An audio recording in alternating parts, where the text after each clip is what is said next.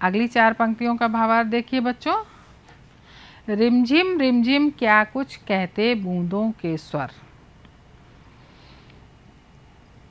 बच्चों बूंदें गिर रही हैं और यहाँ पर चूँकि धीमी बूंदों का वर्णन किया है कवि ने, इसलिए वो जो पहले बहुत तेज़ वर्षा का वर्णन किया था उससे वर्षा धीमी हो गई है, तो वो रिमझिम रिमझिम स्वर ध्वनित हो रहे हैं उस धीमी बूंदों से। कवि कहते हैं कि वर्षा के यह स्वर हमसे कुछ कहना चाह रहे हैं। क्या कहना चाह रहे हैं? वर्षा के ये शब्द हमारे अंतर तक स्पर्श करते हैं। मतलब अंतर तक स्पर्श करने से मतलब बच्चों यहाँ पर भी यही है कि हमारे हृदय को आकर्षित करते हैं, छू जाते हैं, बहुत अच्छे लगते हैं और रोम रोम में सिहरन उत्पन्न करते हैं। सिहरन उत्पन्न करते हैं मतलब खुशी उत्पन्न कर देते हैं, हम पुलकित हो जाते हैं इन स्वरों को सुन के। अब जबकि वर्षा बहुत तेज़ होने लगती है, पहले रिमझिम रिमझिम हो रही थी, फिर बहुत तेज़ हो रही है। अब तेज़ वर्षा में क्या प्रतीत हो रहा है? ऐसा लग रहा है कि आकाश से धरती पर जल की धाराएं झर रही हों और धरती के कण कण को और तिनके तिनके को उल्लास से भर रही हैं।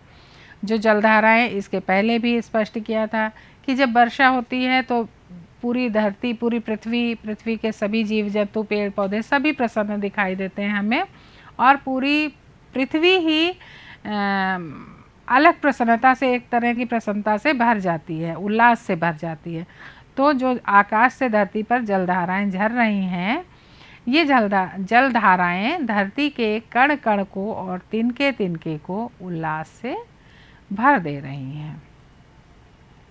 कवि ने धीमी वर्षा को अर्थात बूंदों को और मूसलाधार वर्षा को अलग अलग स्वरों के साथ प्रस्तुत करने में शब्दों का अद्भुत प्रयोग किया है। इन पंक्तियों में धीमी वर्षा के लिए झरझर शब्द प्रयोग किया है और रिमझिम रिमझिम और तेज़ वर्षा के लिए झरझर, तो अलग अलग शब्दों का प्रयोग करके मतलब कविता की सुंदरता को बढ़ाया है। रज के कण कण में तृण तृण को पुलकावली भर में, ये जो पंक्ति है आपकी, आपने पढ़ी, रज के कण कण में तृण तृण को पुलकावली भर, इसमें ण वर्ण की बार बार आवृत्ति हुई है और जैसा कि मैंने पहले भी बताया है कि जहाँ पर किसी वर्ण की बार बार आवृत्ति होती है वहाँ पर कौन सा अलंकार होता है बच्चों? अनुप्रास अलंकार।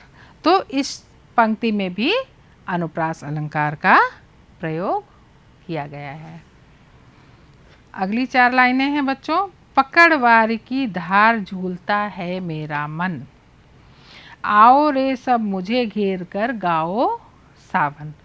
अब कवि अपना उल्लास व्यक्त कर रहे हैं। इन पंक्तियों में कवि अपना उल्लास व्यक्त कर रहे हैं और कहते हैं कि मूसलाधार वर्षा हो रही है, बहुत तेज़ वर्षा हो रही है और उस वर्षा के जल को देखकर कवि प्रसन्न हो रहे हैं और वो कल्पना कर रहे हैं कि मेरा मन, मतलब कवि का मन, उन वर्षा की जल धाराओं को पकड़कर झूला झूल रहा है। मतलब वर्षा की जो धाराएं गिर रही हैं उनके साथ कवि का मन भी झूल रहा है, खुशी से झूम रहा है।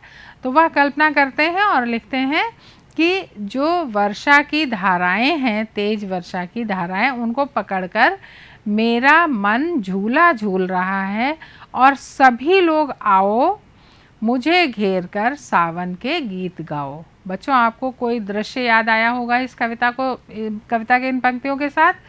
जब वर्षा ऋतु होती है, सावन का माह होता है, उस समय जब गांवों में पेड़ों पर झूले पड़ते हैं, कुछ बच्चे, कुछ लोग झूला झूलते हैं, कुछ लोग आसपास झुलाने के लिए खड़े होते हैं और वो एक विशेष गीत जिसे सावन कहते हैं, सावन गाते हैं।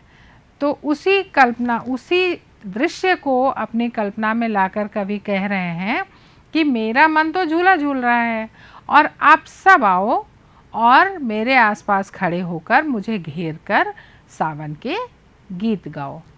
अब वर्षा के बाद जो इंद्रधनुष दिखाई दे रहा है बच्चों, आप सभी ने देखा होगा जब वर्षा होके थोड़ा आसमान साफ होने लगता है तो इंद्रधनुष दिखाई देता है।